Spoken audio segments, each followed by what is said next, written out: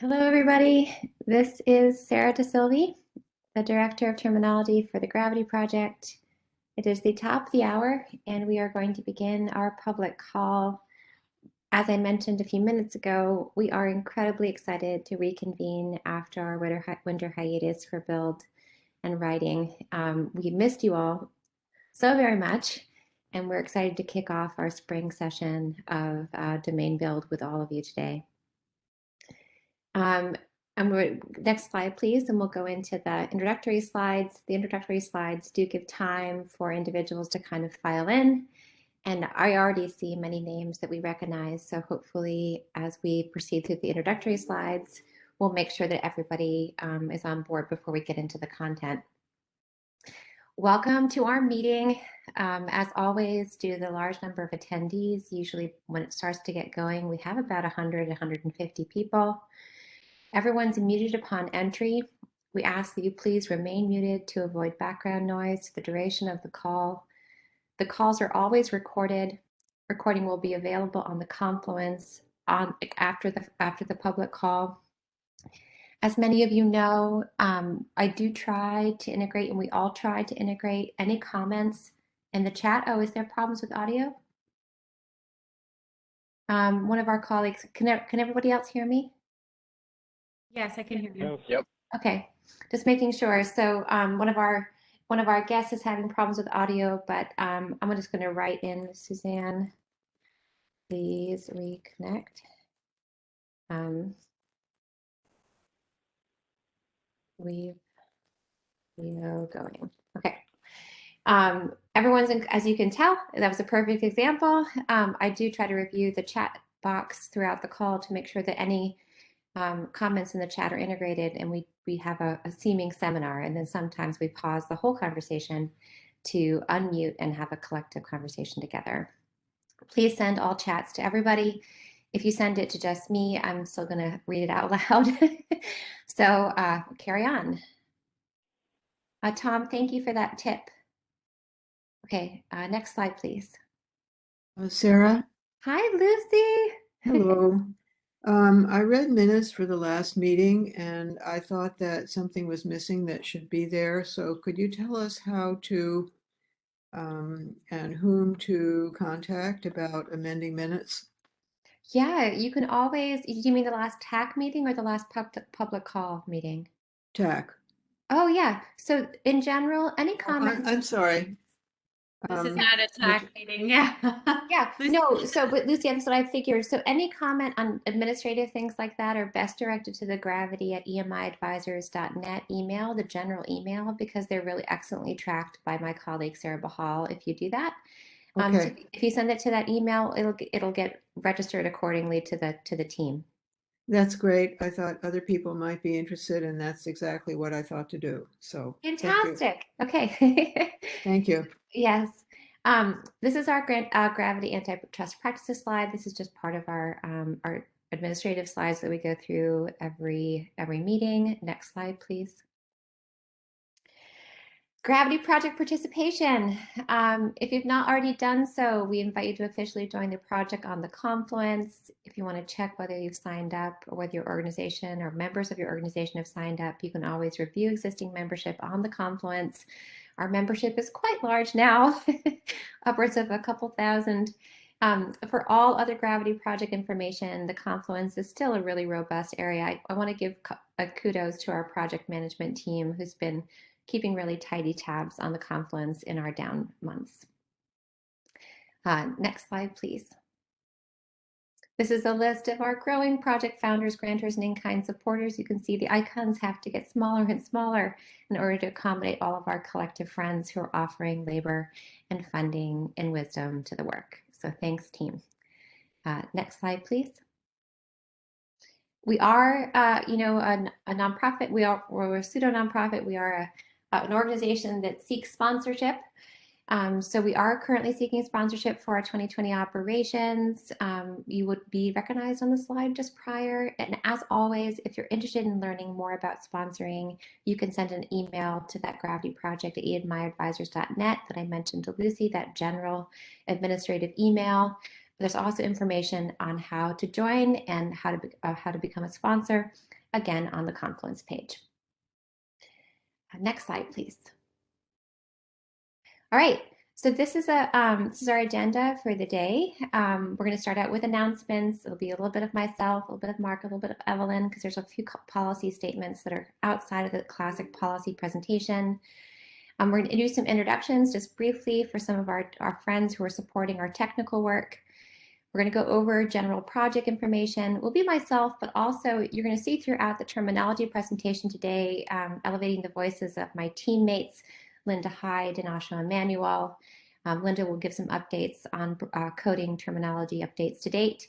We're going to kick off personal health literacy, mostly focusing on my colleague, again, Asha Emanuel, helping us there.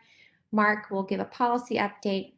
Evelyn's going to give a tech update, and then we close, as always, with community homework and next steps. Next slide, please. Okay, announcements, next slide. And these are all very policies, so I look to Mark and Evelyn to help us walk through these. If you can, that'd be helpful. You want to go first, Evelyn? The first ones are policy, and for mine are just more nothing to add here. So I'll be covering these when I get to the policy update, but these are a request for information from the White House. Comments are due on February 28th, and also CMS is proposing to include SDOH assessments, and I'll be talking more about that later on today, as well as you see the job announcements for Program Director for Health Equity. Thank you.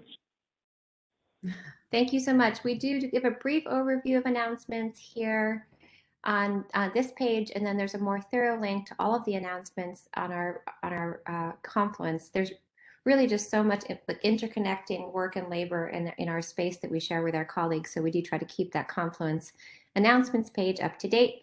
So if anyone wants to follow that, please do so. Remember, whenever you're navigating from WebEx, sometimes you have to click it twice to get through the initial block in order to get to the page that you want to head to if you're following the hyperlinks in the chat. Next slide, please. All right, next slide.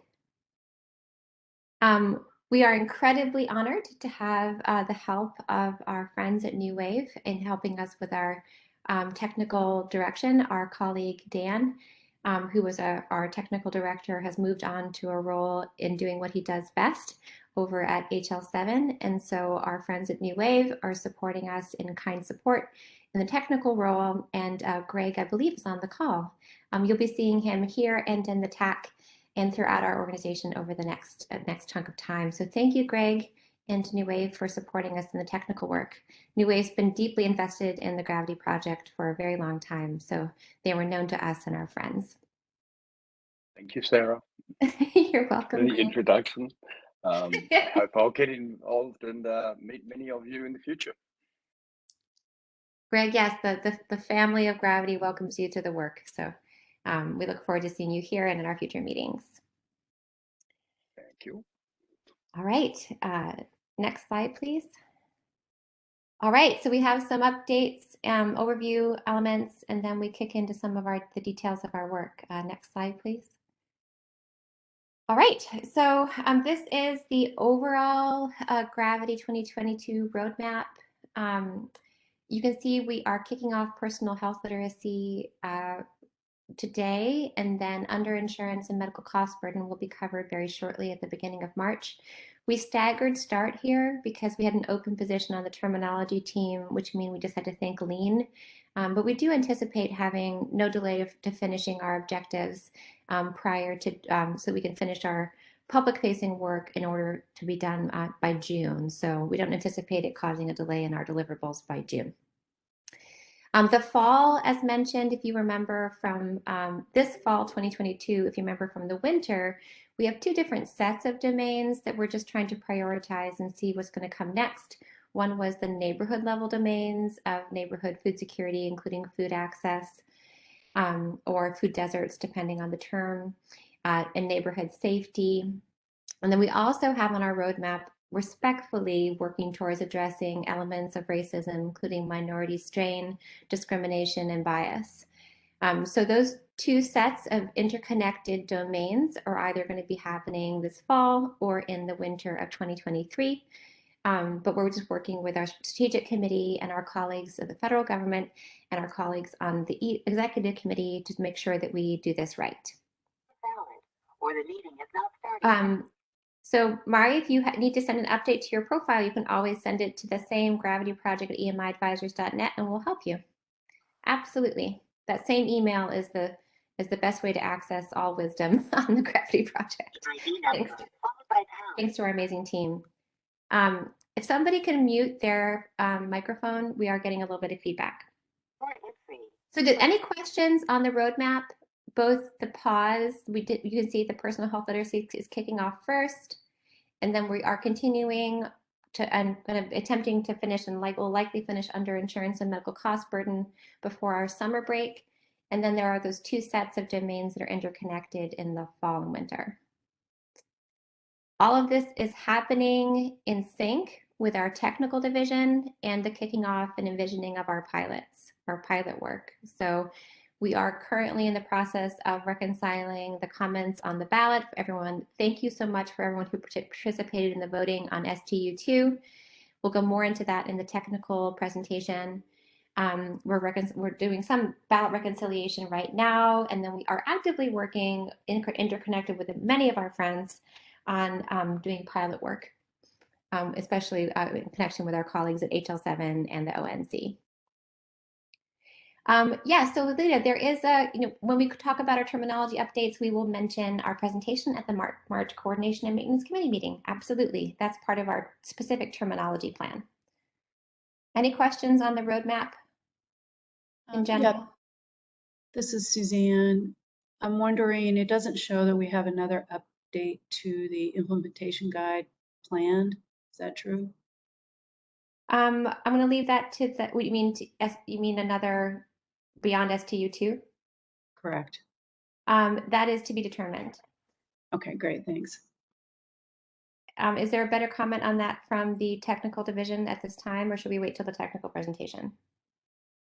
This is Evelyn. I don't know if Bob is on, but right now our goal is to publish STU2 and by June. And as going through the HL7 process to get it to a normative ballot, there needs to be continued testing. So that's where the pilots will come in. And then we'll determine whether we need to have another STU update or it's published as normative. And then we're determining what new fire IGs or use cases we'll work on, which will be STU1. Yeah, and this is Linnell. I'll just add quickly, one of the things we hope to have out of those pilot projects is we might be able to identify technical corrections that will not require a full reballot. All of that will be determined by the pilot, so it would probably be January HL7 meeting before we determine. Though, in all fairness, if we determine enough things from pilots, we would trigger a project scope statement in Q4 to get ready for work. But there's a reasonable optimism that the kinds of changes we'll need will not require a full-blown ballot. But we'll see. Any other questions on that that element? You can see I answered a question regarding the whether or not underinsurance includes uninsurance, and it does. And just as I mentioned, this is in response to a submission to the NCHS ICD-10 Coordination and Maintenance Committee meeting that was not ours in the fall, that grouped these both medical cost burden and underinsurance together kind of awkwardly. So we undertook to focus on them in the spring to try to make sure that we addressed it, just because of the different screening patterns and interventions that are required. So underinsurance does include both lack of and insufficiently.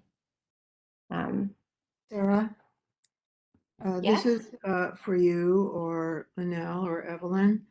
How will the final IG fit into the TEFCA RISE timeframe that's just been published? How does our work relate to all that? Will QHINs be apprised of this work? Will they be required to incorporate it? How's all that going to work? Maybe that can't really be answered in the Let me course take of a this crack at that meeting, and but say, somebody. yeah, let me take a crack at that and say the answer will be determined by how ONC plans to include SDOH into their EMR requirements. Because if the EMRs are required to do it, then the HIEs have to do it, which ties it to TEFCA. And I believe SDOH in the context of certification by ONC is not a known detail. Thank you. I hope everybody understood all those acronyms. I did. Thanks, Linnell. This is Evelyn. I think that is a larger topic, and we'll just take note of it that once we can share more information, we'll bring it back to this group. But I know ONC just had wonderful TEFCA sessions as part of their annual meeting. So once those recordings are up, or if they're up, we'll make them available also to the group. This is Mark. I might add that TEFCA does not currently have a FHIR roadmap for exchange. That is one of the things on the agenda for the RCE, the coordinating entity. And the implementation guide that we are using is a FHIR implementation guide. So I think that will be a significant detail in play. Thanks. So I hear a couple, really this, both immediate information regarding Lucy's question and a placeholding that Evelyn's mentioned for coming back both to the group and likely to our various subcommittees on the same topic over the course of the next chunk of time. Evelyn, does that seem fair? Yes, thank you. Okay. All right. Okay, any other questions on this slide? It is just so exciting to be back with you. We missed you so much. So it's nice. It's nice to have the engagement of the collective again. All right. Okay, next slide, please. Next slide. We already did questions. Okay, terminology update. And then Lolita, this is where we'll talk a little bit about what you just asked. The next slide.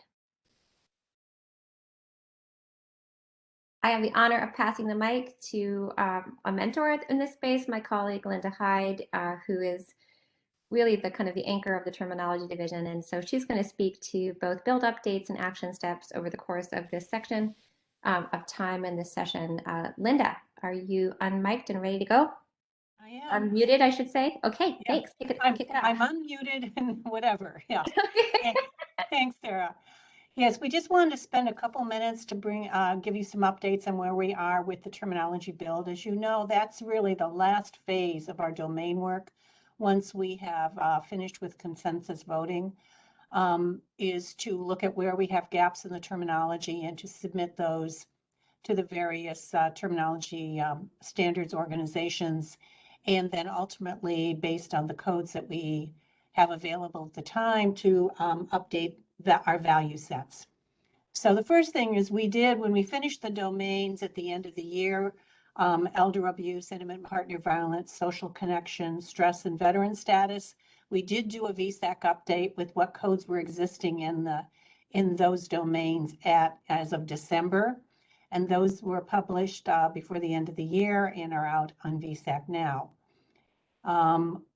In addition, looking at what's coming up in terms of new releases, LOINC will have its next release will be mid-February, which will be the next week or so, potentially. We do have several screening tools that will be coming out in that release. I'm going to commit myself until we actually see the release to make sure everything we think is going to be there is actually there, but we will share all that with you as soon as it's available. And again, SNOMED CT has their March release.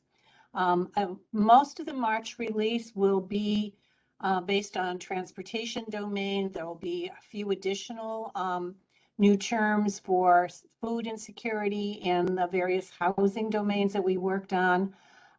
Again, once those are published, we will start updating value sets for any new diagnoses or interventions from the SNOMED CT release. And again, once we have that available, we will let you know. As I guess there was some question in the chat, the next ICD-10 Coordination and Maintenance Committee meeting is in March 8th and 9th. We submitted in December our request for new and revised terms. That should be on the Confluence, a copy of that submission, so you can see what we're requesting. We don't have any more details yet on exactly when our submission will be in the agenda. We're waiting to get agenda information and any more details from the liaison that we're working with for that meeting, and we will certainly keep you all posted once we have more details. And finally, what we started to do during our downtime was think about ICD-11. Now we're not near the point in which ICD-11 will be implemented in the United States, but it is moving along through its processes, and we want to make sure that any of the things that we've uncovered during our domain work that is a gap in ICD-11, for example, food insecurity is not in ICD-11. We want to make sure that we start submitting proposals for any new or revised ICD-11 content. This is an online system. You can go in at any time and put in your, submit your proposal. We have several waiting to be updated. We'll be updating those in the next few weeks. And again, we will keep you posted as we start to add more content requests for ICD-11. And I don't know, Sarah, I can't really keep track of the chat. Is there any? Oh, you did great. Yeah, that was mostly what was happening. I want to give a specific shout out to our amazing project management team that does a really good job trying to drop into the chat hyperlinks to relevant data. So when we say things like, you can find the IC10CM December submission on the Confluence, you should be able to find it in the chat. So that's all that was happening there, Linda. Okay. Linda, thank you for updating the community on what's been a very busy bit of time. I don't feel like we got to all the things on our list of things we wanted to do in our downtime, but we certainly were incredibly busy and very grateful for all of the effort with the value sets that really have been us. Our processes with those have been streamlined, and so it's very exciting. Any questions? Oh, interesting. Art, that's a very interesting question. Is there a roadmap for how Vsac might help in the interaction of mapping with 2.1 LA taxonomy and its growth? That's an interesting question. We're having lots of conversations about mapping 2.1 LA to the work of Gravity and like developing ontologies that help us figure out the way forward for all of these things. I can mention, and maybe the technical team can talk about, we're actually trying to integrate the 2.1 LA taxonomy into the IG, and maybe our colleagues in technical can talk about that as well. Specifically talking about the value sets and 2.1 LA is part of that work, but no specific focus on it per se. Oh, and there we go. Evelyn said yes. There we go. Evelyn has even a better answer. Yeah, sorry. We want to recognize, nationally recognize errors that does reference to 2.1 LA taxonomy.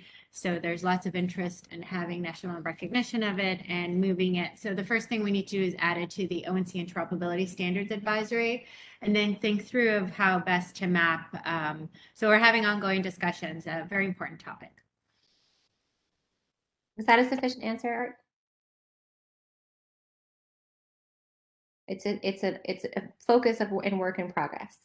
Is probably the best way to state it. Yeah, yes, I think that's great. I just hope someday we'll have AIRS or 2.1 LA taxonomy on terminology releases that we are tracking. That's a brilliant idea. Wonderful. I think that you and many people who share a deep understanding of how important that taxonomy is. We're grateful. And so luckily it's a continued kind of line item in our work, and we're grateful for our colleagues at 2.1 and AIRS that assist us in that work, and our friends in the federal ecosystem who are invested in it as well.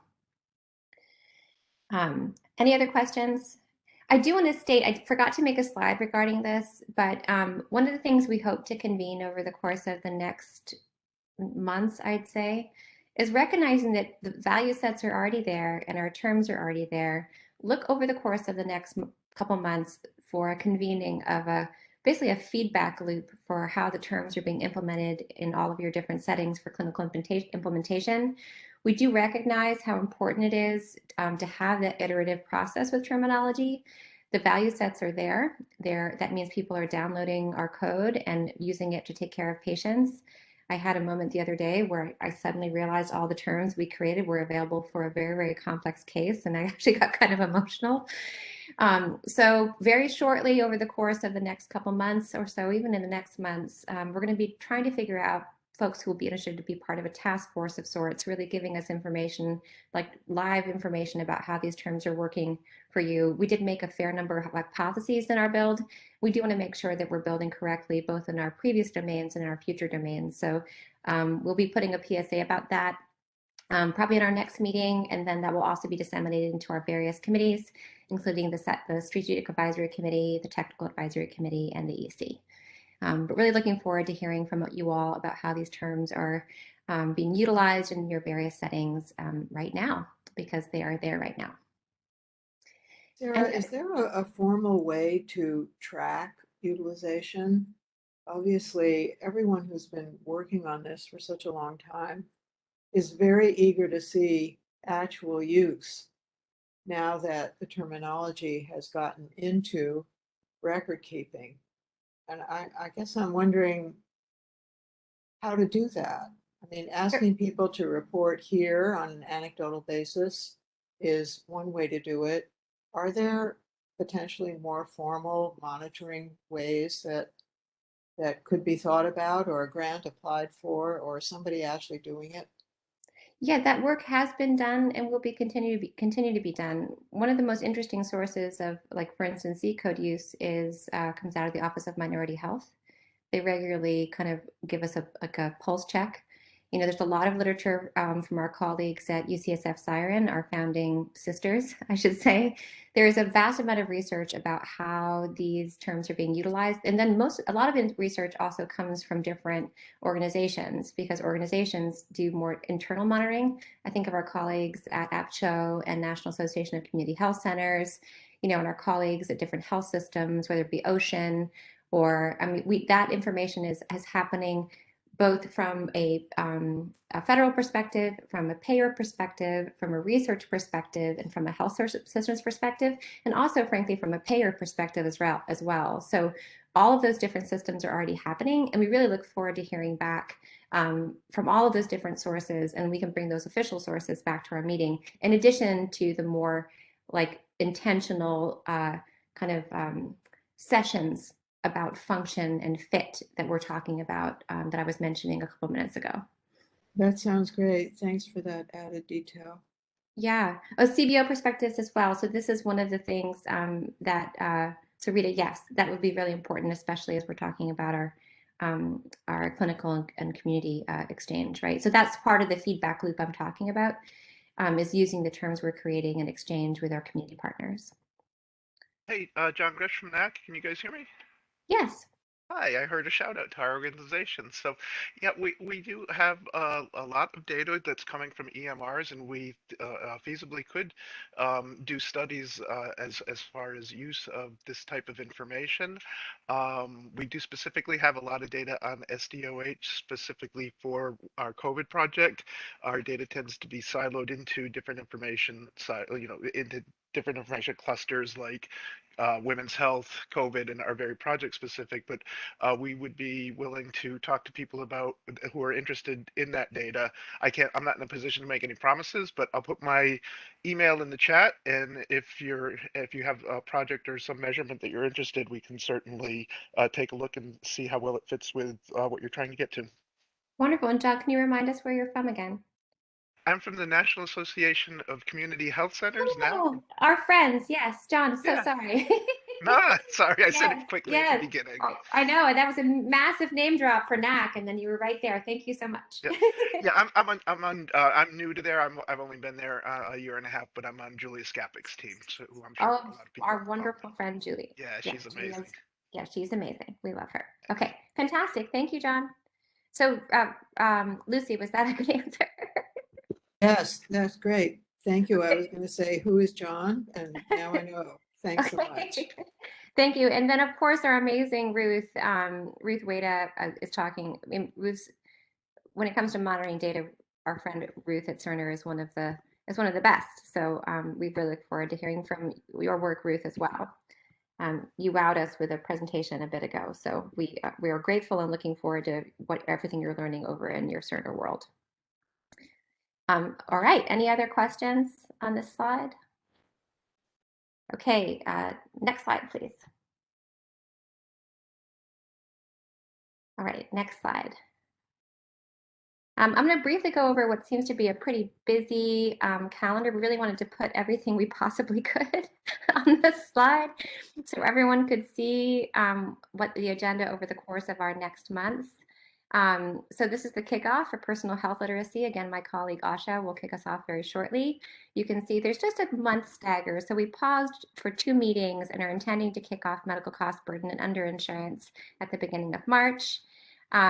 All kind of coalescing at the end of May to finish our voting on those 3 domains.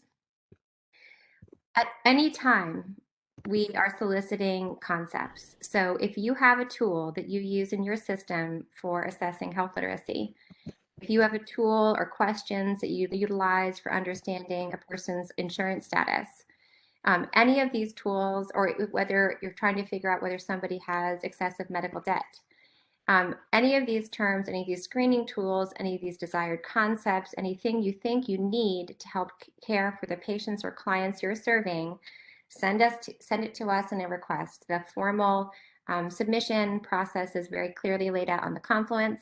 This is our work over the course of the next few months, so we want to make sure that we get as much insight from our colleagues as possible.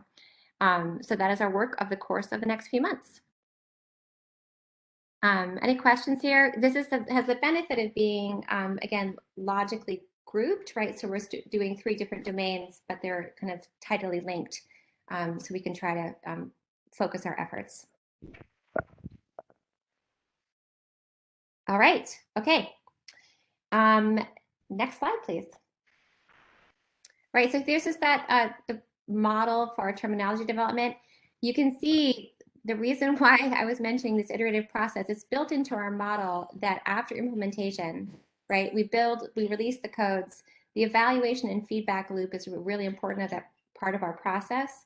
So again, look for us to try to convene, get a little group to get information about how these terms are working for you in real time, whether it be, but regardless of your setting, whether it's a healthcare for the homeless clinic, whether it's a small FQHC, whether it's a massive health system, whether it's a community-based organization getting food bank referrals, we want to know. So hoping to hear that information from all of you going forward. And we are in the process of identification. So this is the kind of landmark, and we're about to kick off personal health literacy. Next slide, please. And this is just our grounding slide. Wanted to remind everybody, just to figure out where we set. So social determinants of health are the conditions in which people are born, grow, live, work, and age, which are shaped by the distribution of money, power, and resources. That's based on the World Health Organization and our colleague, Hugh Alderwick and Laura Gottlieb's paper, Meanings and Misunderstandings, from 2019. As we always state, it's important to note social determinants of health are not just simply predictively negative. They offer both positive and negative forces. So positive forces are termed protective factors in the literature. We do have an intention to focus on protective factors specifically in our future work to get them right. Negative forces are defined as social risks. So these 2 things combine to be the balancing factors in our social environment. Next slide, please. And now I'm going to pass the mic. So Asha, are you unmuted? I am, and I'm ready to go. All right. I want to honor the wisdom of my friend Asha Emanuel, who is going to help us kick off personal health literacy. She functions as our community liaison and is just, I can't wait to hear her words, and I'll pipe in as needed. So Asha, kick it off. Wonderful, wonderful. Well, all right, next slide, please. All right. Well, I can tell you all as a maternal health equity advocate in a community-based setting, that's what I do on a daily basis. In terms of attaining health and well-being for this population, health literacy is both an overall goal and really an underlying concept. And a big focus for us in a maternal health context is confirming patient understanding, improving patient-provider communication, and increasing informed and shared decision-making. So we know that having good health literacy skills helps people live healthier lives, navigate the healthcare system, and advocate for their own healthcare needs. Also to respond to public health alerts and to vote on decisions that affect their environments and their communities. And so for the first time in 20 years, the Healthy People Project has broadened its definition of health literacy with specific targets for enhancing the health and well-being of Americans, really by making health literacy, again, both an overarching goal and a foundational principle. So Healthy People 2030 has defined health literacy in the following way. Personal health literacy is the degree to which individuals have the ability to find, understand, and use information and services to inform health-related decisions and actions for themselves and others. Additionally, they've defined the term organizational health literacy, and this is the degree to which organizations equitably enable individuals to find, understand, and use information and services to inform health-related decisions and actions for themselves and others. So these new definitions do a few things, right? They emphasize people's ability to use information, health information, rather than just understanding it.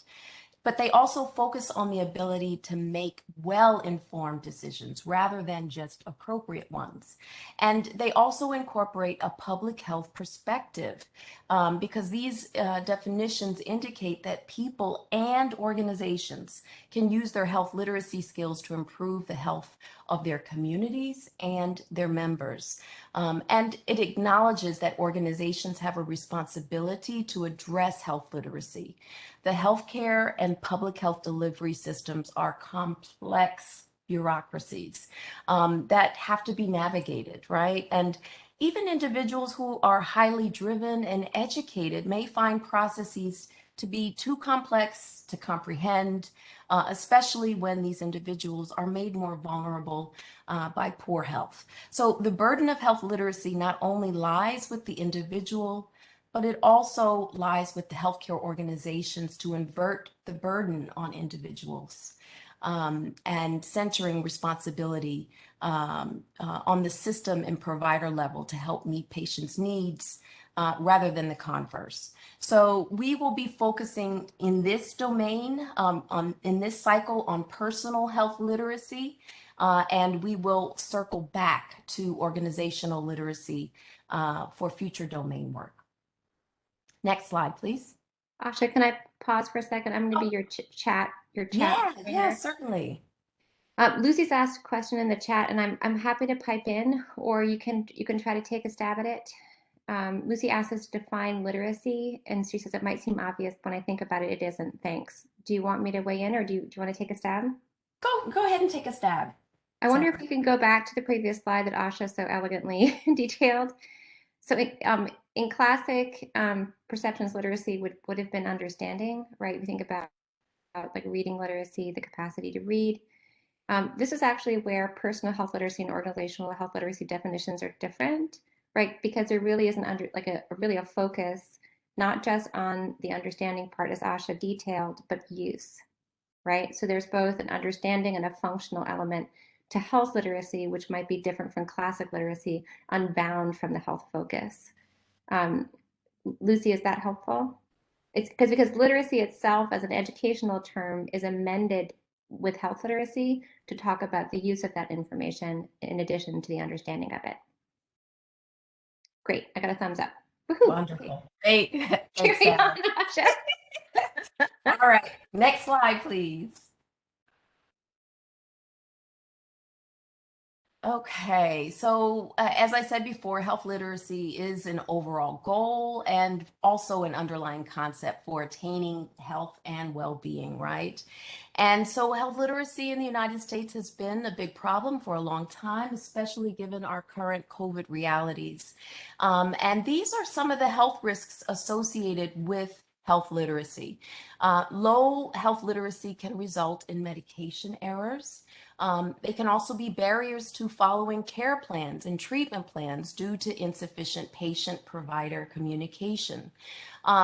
It also can function to reduce the use of preventative services and unnecessary emergency room visits.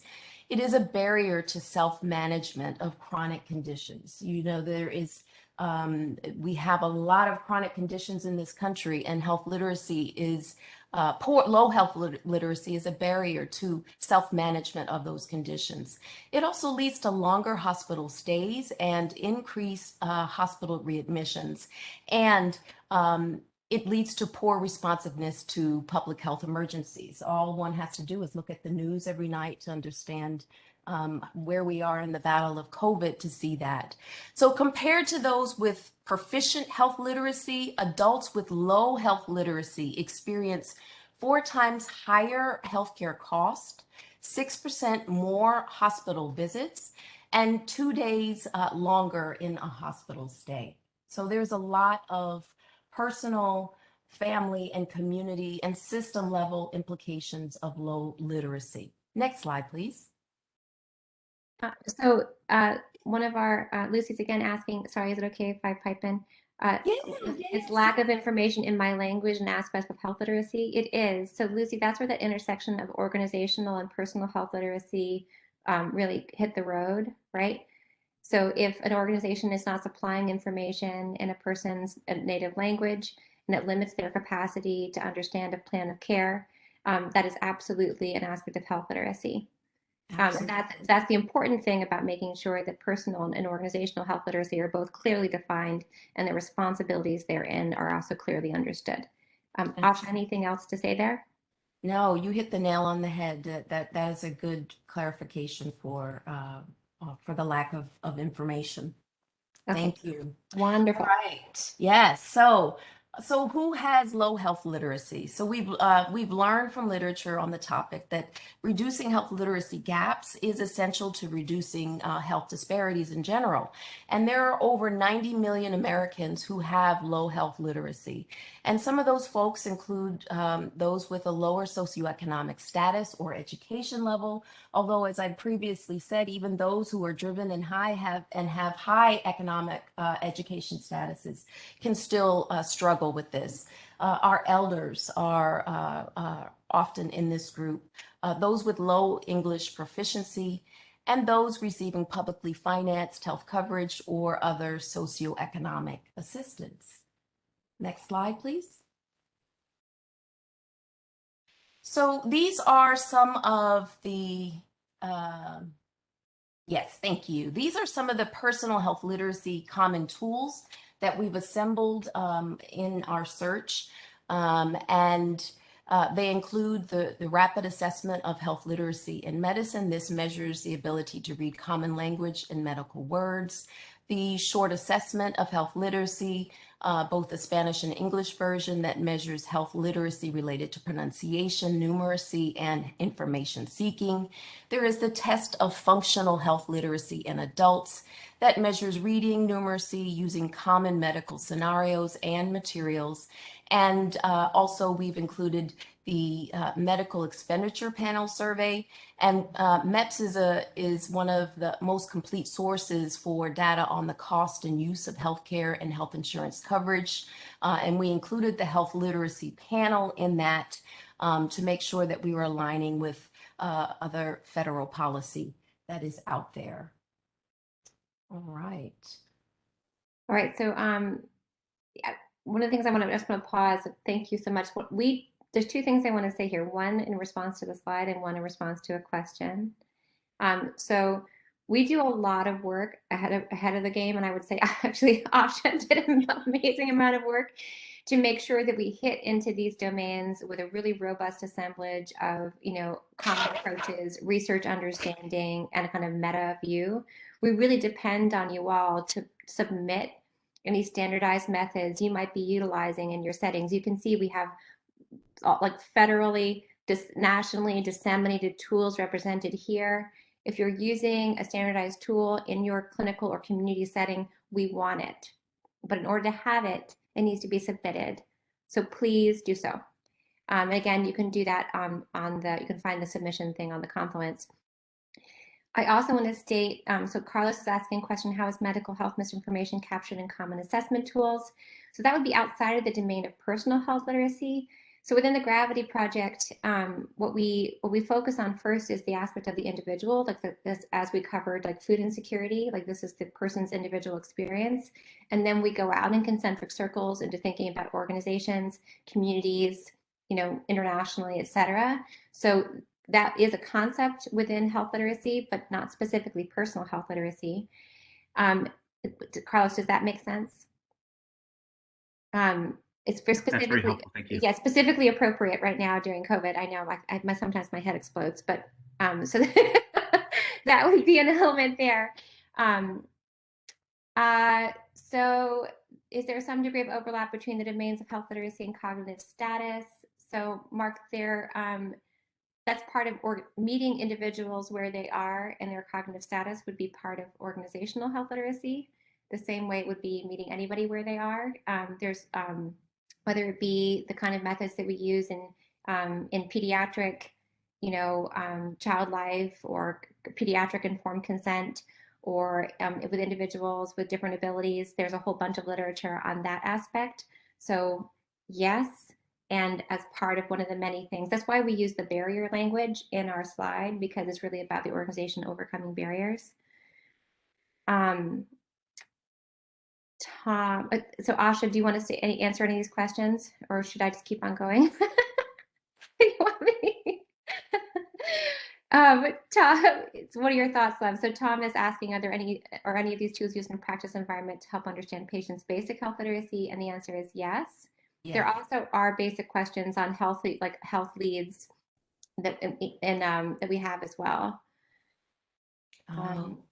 Okay, very good. And then Ruth is saying she published a paper 3 years ago on health literacy. Yes, Ruth, please submit anything you can to us. And then we do recognize that state reading level is really a core requirement. Our colleagues in the payer space, especially, I want to give a shout out to one of our EC members, Deborah, who's from Highmark. She's been very intent on helping us understand reading levels with different screening tools and the requirements they have within their environment to make sure that they are assessed.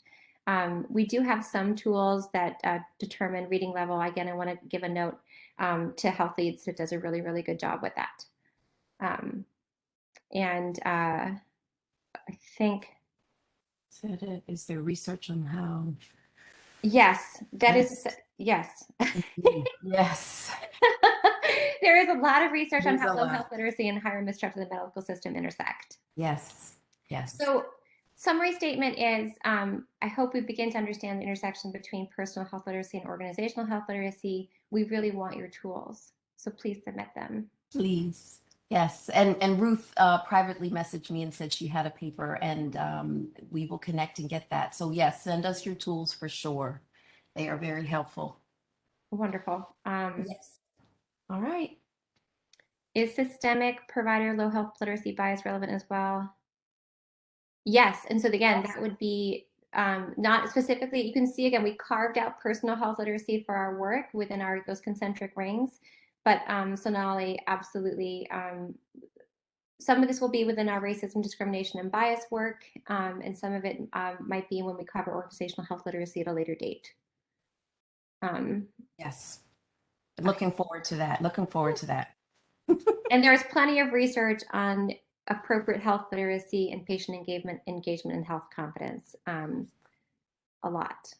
Okay. Yes. Sure. Okay. Wonderful. All right. Next slide. Almost done. Almost done. One more slide. One more slide. Next slide, please. All right. So I wanted to just display how these public health objectives with specific targets for enhancing health literacy through Healthy People 2030.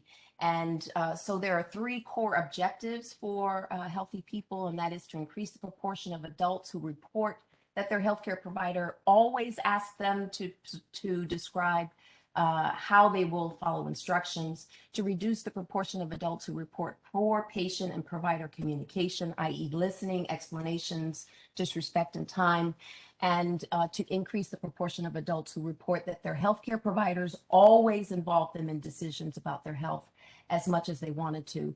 A developmental objective is to increase the proportion of adults who find their online medical record easy to understand, and to increase the percentage of limited English proficient adults who report that their doctors or other health providers always explain things in a way that was easy to understand. And then finally, there's one research objective, which is to increase the health literacy of the population. And that wraps up the personal health literacy kickoff. Sarah, thank you. Asha, thank you, friend. Thank you for your work in grounding this. So you can see, so just with our kickoffs, we just really try to set the stage for why it's important and what our approach is. The next work really depends on all of us together working to get this domain right. So again, please submit any of your individual approaches, any of your concepts or ideas you feel are important, any interventions or programs that you find in your different areas. We are really looking forward to integrating it all together into our data sets as we work over the course of the next months. All right, next slide, please. I think it's off to policy. We can do a direct link to the submission page in Confluence. Next slide, please. I'll get that. Sir, there is a question about advanced care plans in the chat, second from the bottom. Will you be coordinating with a work group and exploring advanced care plans for joint decision making? So joint decision making and personal health literacy is a little bit different, but if just let us know if there's work to be done there. Teresa, can you help us connect if we need to?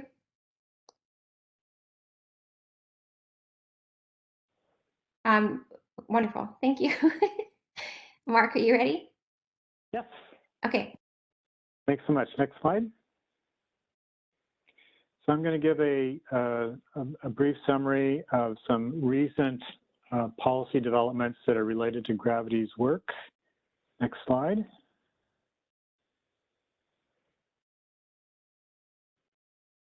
Thank you.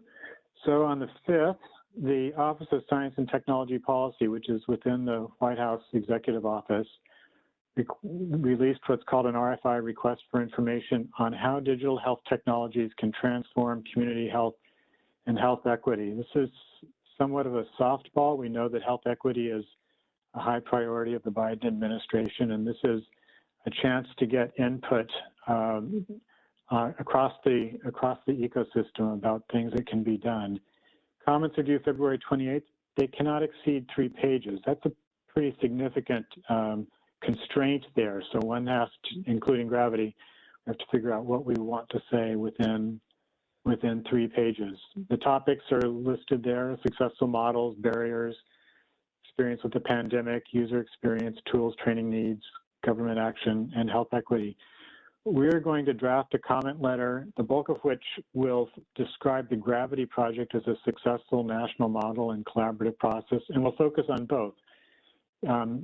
We're clear that the collaborative process that you and the Gravity project use is an important an element to federal agencies, for example, as the quality of these standards, and both for terminology and exchange. So we will mention both. And that probably takes 3 pages. So we will streamline that a little bit, and then add 4 recommendations very quickly to that. The White House should explicitly incorporate Gravity standards across the regulations, grants, contracts, and pilots that come through it. So OMB considers all of the regulations from all the federal health agencies. So this would be a way of taking our work and really amplifying it. Second, to establish funding and training to help community-based and social service organizations on the ground build out capacity and workflows. Third, help bridge digital divides. And fourth, integrate bidirectional exchange, not just one directional exchange, sort of what's often called access. You just get sort of a static reading of data, but actually being able to view the data, but also to contribute data from patients and community-based organizations to help get SDOH data into into the ecosystem. So those four, lifting up gravity as a successful national model and listing those four brief recommendations about how that could be amplified by the White House, we hope will make for an effective 3 pages. Next slide. Mark, Yes, Lucy. would you consider a recommendation that talks about someone having responsibility to educate consumers about how their health information can affect their lives? Because ultimately, consumers need to understand this, and when they do, they can start reporting using an equity lens when they don't feel that something that's supposed to happen is in fact happening. There is no accountability for educating the populace of this country about SDOH data and how it can affect them. And I'm wondering if that would be appropriate for this RFI or not really. It would be appropriate for the RFI. It would be a great thing for you, Lucy, to tell the White House directly as well, because it's not just that the Gravity Project can send in letters; anybody can send in letters, and I appreciate that the team put the link into the chat. So, given the limitations of space, perhaps that's an area that you could expand on and cover it quite nicely in 3 pages.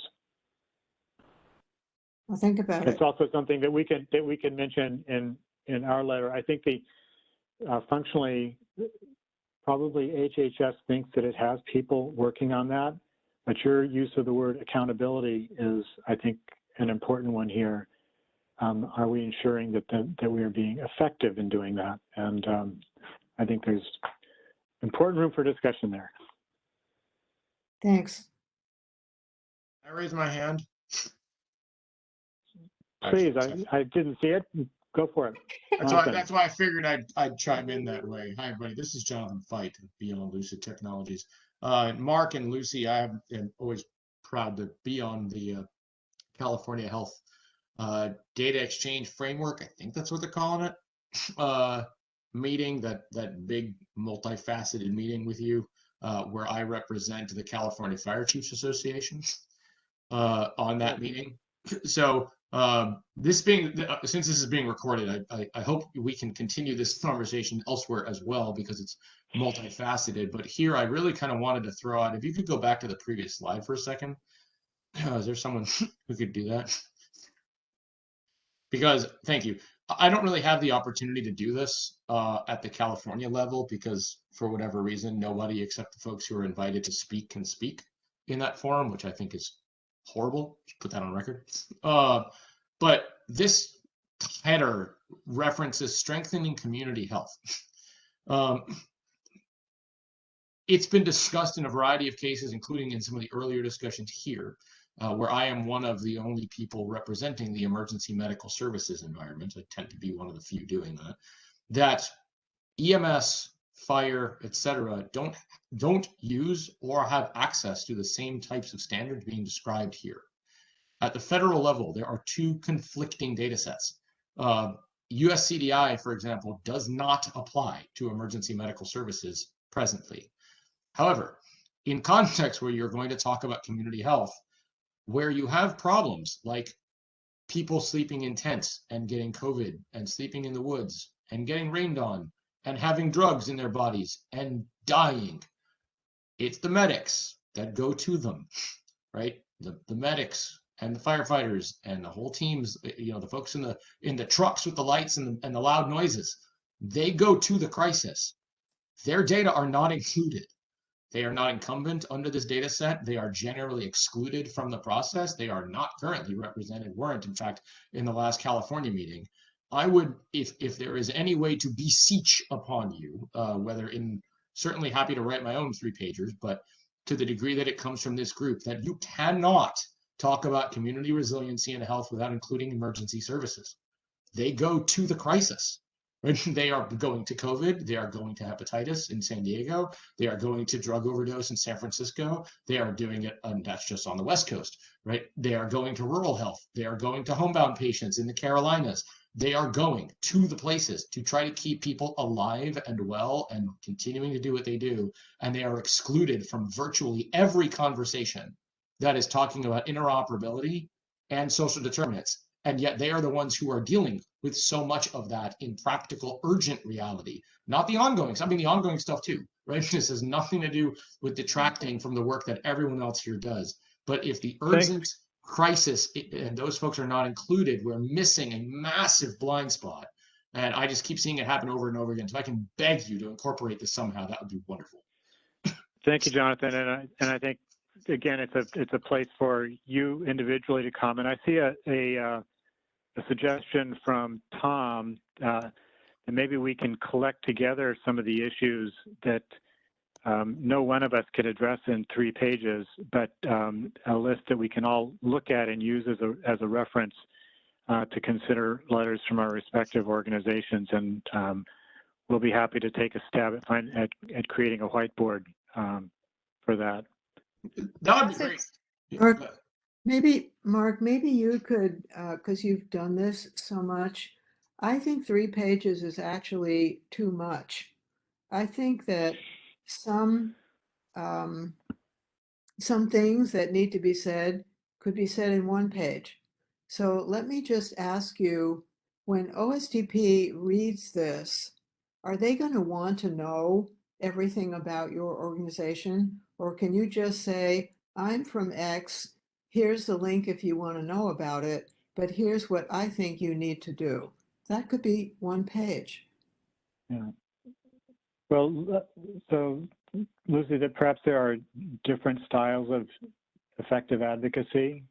The thing that I have found useful in my experience is to not only say what needs to be said, but to persuade the reader why they should be listening to it. So a 1-sentence description, this is what you need to do, without explaining why a particular organization has, the backing and the background of 2,000 members on a public collaborative, to know exactly what they're talking about. That kind of thing makes a difference, and it does take more space to do that, which is why I include in my policy letters a section either at the beginning or at the end explaining the expertise of the comment writer, so that they know to take it seriously instead of just reading it and then moving on to the next one.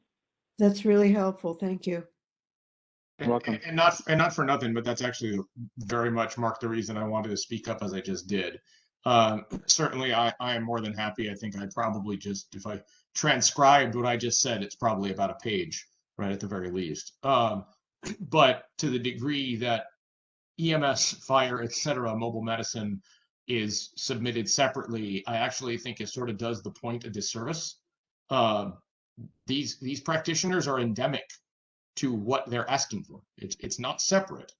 And Leno, I appreciate that. I would love to chat about that offline if you want to put some contact in there and understand what that is. But to the degree that OSTP is looking to understand how to build resiliency, this is not separate. It's integral. Got it. I mean, obviously it's not up to me, it's up to you if we incorporate it. But I just think if we don't, we run the risk of spinning round and round again and ultimately having a whole lot of substance use patients and the other patients that are being dealt with by those practitioners and cared for. And none of their data, you don't see it. You don't have any of it. The PDMPs that we talk about don't have their data. Like, this information is missing. So to the degree that thanks very much, Jonathan. Yeah. So I will work on creating that whiteboard, and we will we'll work further on this. Can we have the next slide, please? As we navigate through that, I just want to state in general, what the Gravity Project does try to recognize is the taxonomies that are that are directly in our original use cases, which are very much focused on the taxonomy we've broken within the terminology division, and the taxonomies that are not in there, and the terminologies that are not in there. whether they be from our colleagues in the EMT space and paramedic space, or whether they be from our colleagues in the CBO community-based organization space, whether they be our colleagues in the HMIS homelessness space, or whether they be in our colleagues in the USDA space. So Jonathan, just want to honor your comment and state that is one of many, many languages, necessary languages to address social determinants of health that we are aware of, that we are know a part of our future work to make sure we represent and integrate them well and to achieve our global objective. So thank you. And now, Mark, back to you. Thank you, sir. Second item is a proposed rule from CMS, specifically around Medicare Advantage. It's one of the annual rules that it does. This is about policy and technical changes to Medicare Advantage for calendar year 2023. They published that January 12th, and they are proposing to require all Medicare Advantage special needs plans to include standardized questions on housing stability, food security, and access to transportation as part of their already required health risk assessments. And they intend to align those standardized questions with the SDOH assessment data element in US CDI V2 that Gravity Project submitted. So that's another example of how the work that you all have done gets integrated into many different federal policy approaches. This would not be enforced until contract year 2024. So although the proposed rule is generally about contract year 2023, this particular one would be 2024. CMS does ask the question, should other domains besides food, housing, and transportation be included? And perfect segue with today's launch. They've specifically mentioned health literacy as one of the possibilities, as well as social isolation. So we'll be taking a look at that and discussing further. Comments there are due later on March 7th, 2022. Next slide. And two related items. On January 19th, the Office of the National Coordinator released this draft USCDI version 3. You'll recall this is an annual update of the US core data for interoperability. Comments are due April 30th. ONC will publish the final version in July of 2022. One of the reasons we pay so much attention to this is because version 2, you'll recall, which was published in July of 2021, included Gravity's SDOH assessment, SDOH goals, SDOH problems and health concerns, and SDOH intervention data elements in version 2. So for version 3, the core principles that were announced by ONC track Gravity's recommendations that we made last year to ONC's USCDI task force. Sort of overarching was to recommend that they prioritize additional national imperatives and use cases that include clinical care, but are not limited to clinical care, that go beyond clinical care, such as, for example, the community and human services that are at the core of the work we're doing. So those principles that you see quoted there illustrate exactly that: data to facilitate patient access, not just clinical access. Harmonized data elements broadly reused across use cases, including those outside of patient care and patient access, weighing both anticipated benefits and industry-wide impacts. Last year, the language very much focused on, we don't want to add any burden, anything that might have what appears to be an adverse impact, which we all acknowledge, but we also said there are essential benefits that people and communities need, and you actually have to weigh those together. So an indication of the impact that Gravity has in the discussions with federal policymakers. All of the data elements that Gravity recommended as priorities for USCDI version 3 and as building blocks for multiple purposes and use cases were added to the draft. So I've listed them there: disability status, functional status, mental status, pregnancy status, health insurance information. So if they stay in, this will be another huge addition in July of 2022. And for our work, we also added occupation and occupation industry. Next slide, please. I see it. Let me read the chat. Mark, please. There's a question from Ruth on functional status. Ruth, this is a hornet's nest. When I was on the US CDI task force, and I'm now on the interoperability standards work group, there was, at the HITAC, there was an addition of disability status to the list of terms. And I consulted with my colleagues in the community about what the reaction was to that term and what terms they like to use. And it was a can of worms, but because it was what the Health IT Advisory Committee used as the label, that's what we have. I think our task as a work group will be to sift through subject matter experts thinking about those different terms, which are the best ones to use, what are the best assessment tools to use going forward. But if I sit here and start trying to talk about it, I will get worked up over a conversation that's already happened, if that's okay. But I see your comment, don't you know it? And so I'm glad you asked the question. Last policy opportunity is this interoperability standards work group, which is just beginning to review and provide recommendations on the draft US CDI version 3. It'll be reviewing the proposed new data classes in the draft, also reviewing data classes that were not added to the draft, but perhaps in the opinion of the work group should have been added. And also, thirdly, identifying opportunities to address some priority use cases with Health IT.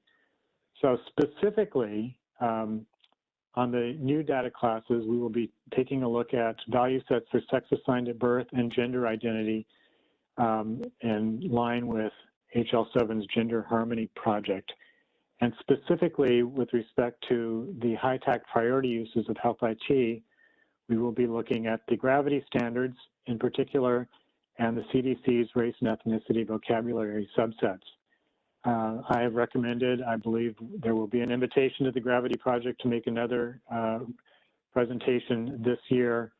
It's another good example of how we are able to contribute the subject matter expertise of people on this call and people advising the terminology and exchange teams on their respective work in order to be helpful to federal policymakers.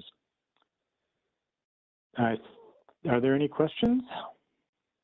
So I answered half of Tom Page's question up at 5:05 p.m.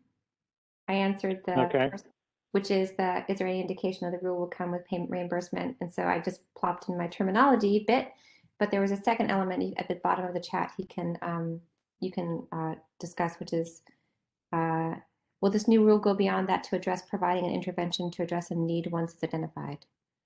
And the original comment was at 5:05. So the rule, Tom, the rule you're talking about is the CMS rule? That would be correct, the SDOH screening rule, I believe, so Tom. I don't recall, it's certainly a valid point to make, and many commenters do make this point, that it's fine to require something, but you actually have to provide the infrastructure and support in order for people to be able to do that, and that includes reimbursement. It has been a while since I read that very short section of the proposed rule. I don't recall a discussion of reimbursement for that. If there were no discussion, it would not surprise me because they already have health risk assessments in place. So they're proposing adding these particular questions to existing health risk assessments. They may think that that's already covered by any reimbursement that happens. But thank you for flagging that, and I will make sure that I go back and look at that. Unless you've asked the question but already know the answer. Well, no, I don't. I mean, with the codes that Sarah provided, I mean, those reimbursements for assessments are under $3. So it barely covers the cost of time of administering them, and it's perhaps useful on some level to document that people have these unmet social determinant needs, but from a patient care perspective, what are we doing to address those needs? And if practices aren't receiving any kind of support for doing that, it's basically just busy work and an interesting data point that isn't providing any benefit to patients. So Tom, So if your point is, Tom, is about not only making the assessment but then addressing the needs, that would be a different part of reimbursement, right? Just I understood your question to be just reimbursement for asking the questions about and making the assessment. Right. There's that component, but then what happens with that information? Is it used to inform any kind of patient care decisions or connecting them to assistance to address that need that's impacting their health? So Tom, It may be beyond the discussion, so I'll let it go. But appreciate the conversation. This is encouraging. yeah, so Tom, I see this as like a first step. Certainly within our data model, we hit upon just exactly the predicament you're talking about, right?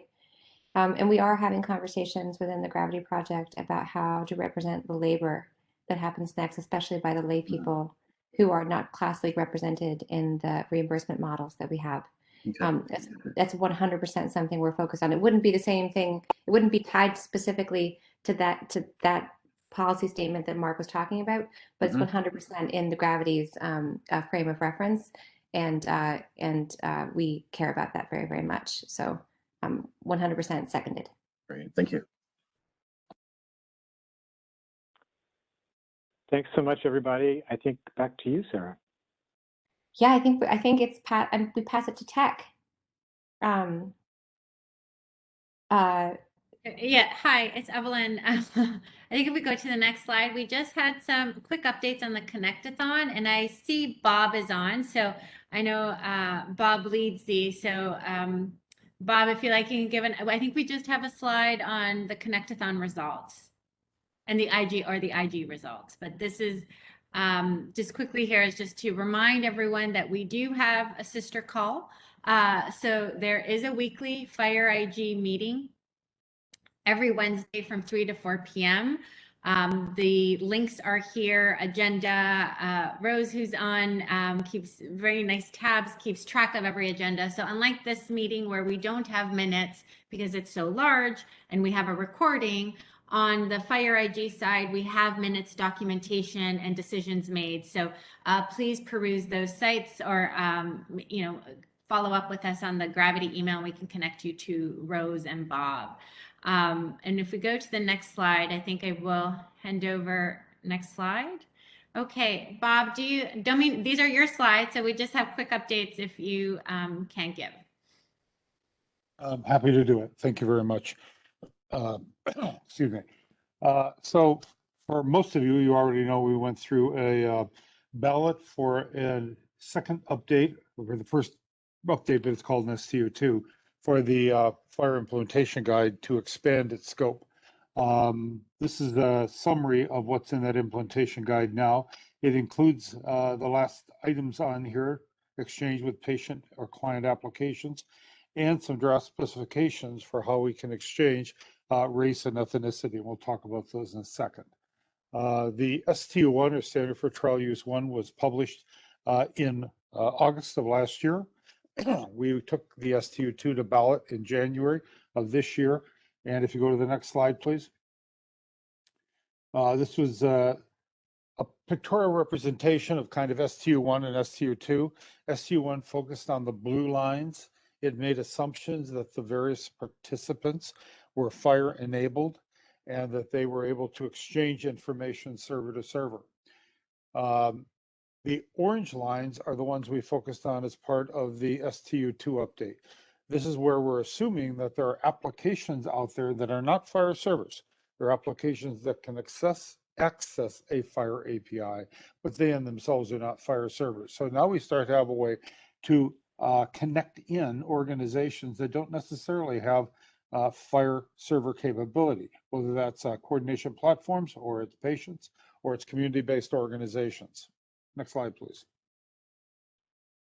This is a list of changes that we made. We added support for the ability to go and have the patient or client become part of the referral or interaction process. So we've added a patient task capability that supports the ability to go and provide a questionnaire, get the questionnaire response back. That can be a risk questionnaire. It can be the status of an intervention. It could be an application for a particular service, maybe for one of the different transportation or food services. And it also allows the patient to go and have a questionnaire focused on their perception of the outcome of that particular referral. Okay, so the application that we had pointed to in the implementation guide was actually a SNAP application. We have support for them to be able to cancel a referral and say why. They just don't want to do it or it's inconvenient. We have the ability for them to request information regarding services or provide information regarding services. And then we have the ability to address one of the issues that have been raised by a number of the groups that are advising us, and that is some patients do not want services contacting them for whatever reason. They're looking for housing and they don't want the people they're currently living with or staying with to know about it. There are many others that you can understand given the kinds of presentations we've had on various social risk issues. So what we have is the ability to go and indicate in the referral to the organization that is going to provide the service that they should not contact the individual, but rather the individual contact them, and then the ability to provide to the individual that contact information. So we separated the task for referral workflow to the CBO or the CP and the task for workflow to the patient or client. We've as part of the reference implementation, created all of this as example applications. And we're showing how you can synchronize between multiple APIs, meaning more than one provider, a payer, a community platform, a CBO, and an application that the patient could have either on a smartphone or could have up on a web service. Think of it as Outlook, where it synchronizes multiple email systems. But in this case, we're synchronizing the exchange of social determinants of health information and referrals. We added support for Vsac, the value sets that Sarah's created and made available on Vsac, the value set access authority. And then we added in support for the 211 LA taxonomy. HL7's in the process of working with 211 LA to negotiate an agreement so that we can represent their taxonomy, not give you a license for it, but represent how it would be incorporated into these exchanges and make it part of the standard as an example. So that work is in process right now, but we did put an example in the balloted or in the version of the implementation guide we sent for Ballot. And then we added draft support for the communication of race and ethnicity that included the source where it was obtained and the method by which it was obtained. And these are ones that are draft specifications, they're observations that are going to be tested, and ultimately we'll make a decision working with US Core as to how they would be incorporated into the US Core standard. Next slide, please. This is the results of the ballot. There were 66 affirmatives, 23 negatives.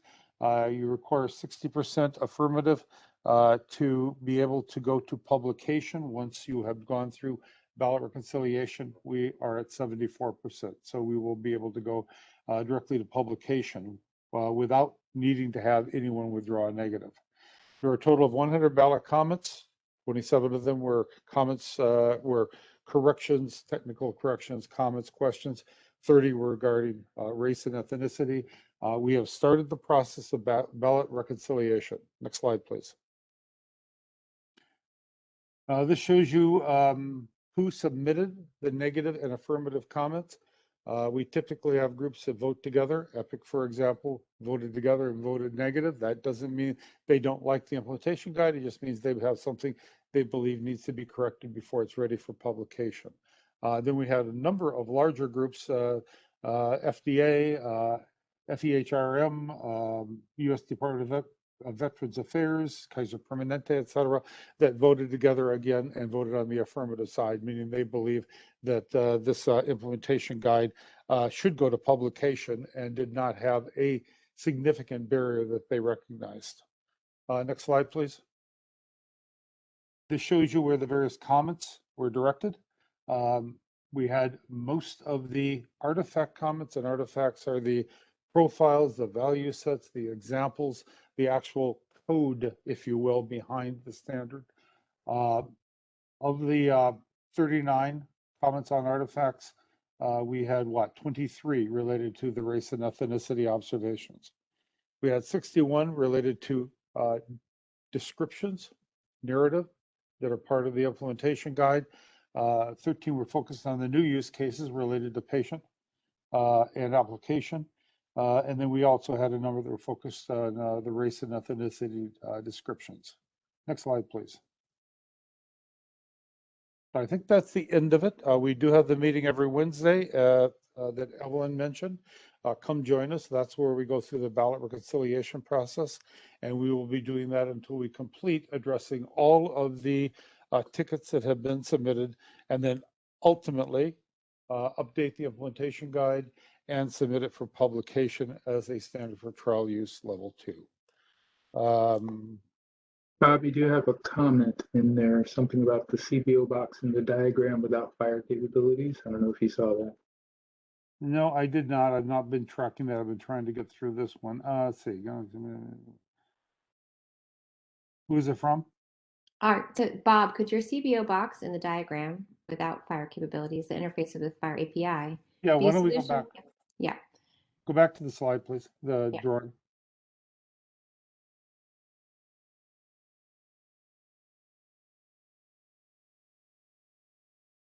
There we go.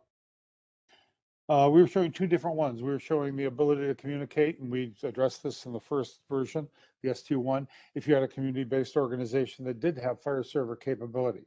What we've done on this one is to address the idea of a community-based organization that does not have fire server capability. They have an application that is able to connect to a fire API, but it itself is not a fire-enabled environment. That answer the question? Well, I think he's asking, does it that implies what you're saying is that there could be a box, or one could add where it says community-based organization ... One of the organizations in the community is the EMS that's actually in the community talking to the member. That implies that's how they could be part of that ecosystem, even though it's not explicitly in that box. Is that a correct assumption, Bob? Okay, we are not addressing anything that is application to application conversations. We don't have that. So if you have a community-based organization that is not fire enabled, trying to communicate with a patient that is not fire enabled, meaning they just both have applications they're running either locally or on a smartphone or on the web, we do not have a protocol for exchanging information there from app to app. The standard we have is to exchange information from a Fire API to an application.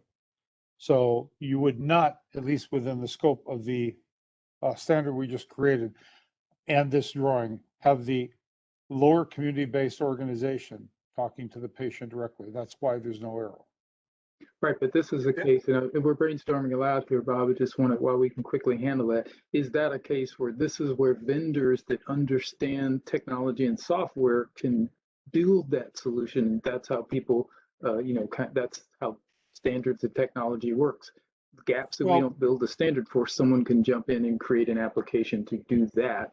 That's not within our scope, but we're not stopping someone from doing that. No, we're not stopping somebody from doing that, but quite honestly, if they're going to do that and start to integrate into the overall flow, they would be creating some kind of a fire-enabled platform to make those exchanges. And then, for example, think about a coordination platform. That could be an exchange platform that talks to patients on one side and community-based organizations on the other. Thanks. Thank you, Bob. None Okay, of that other covered questions? by HIPAA. I'm sorry? None of that covered by HIPAA. Once you go outside, well, it depends. If they're business associates, it's covered by HIPAA.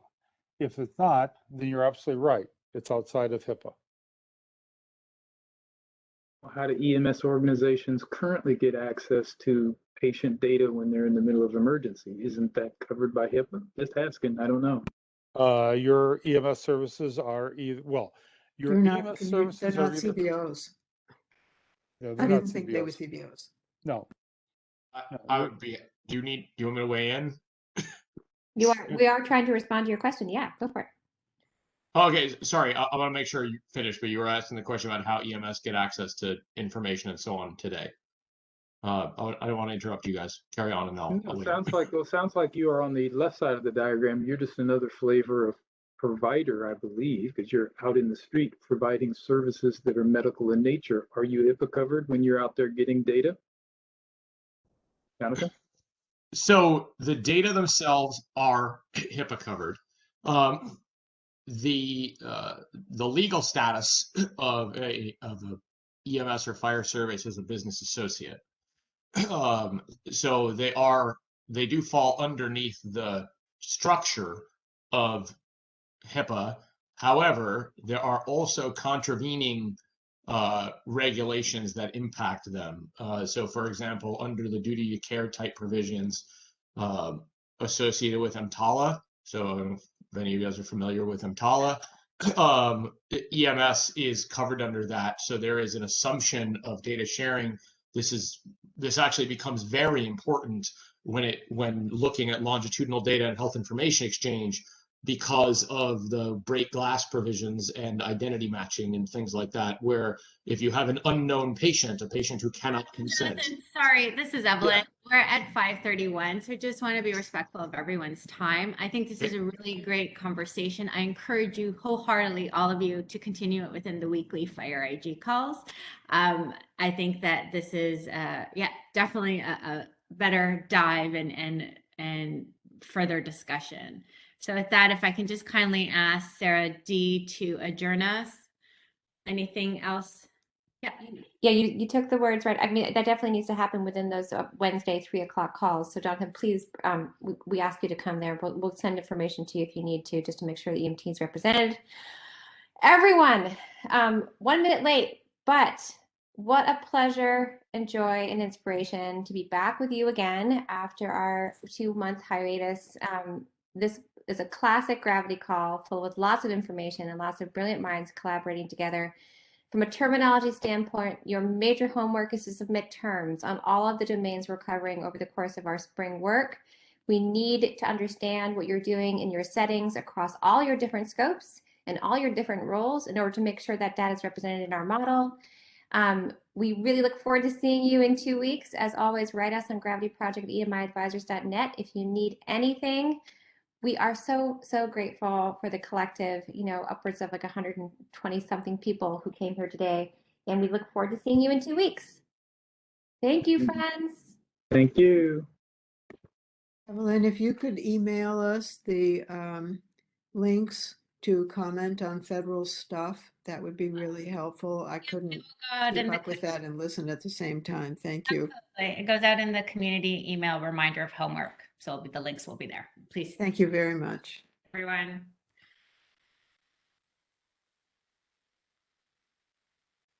Bye.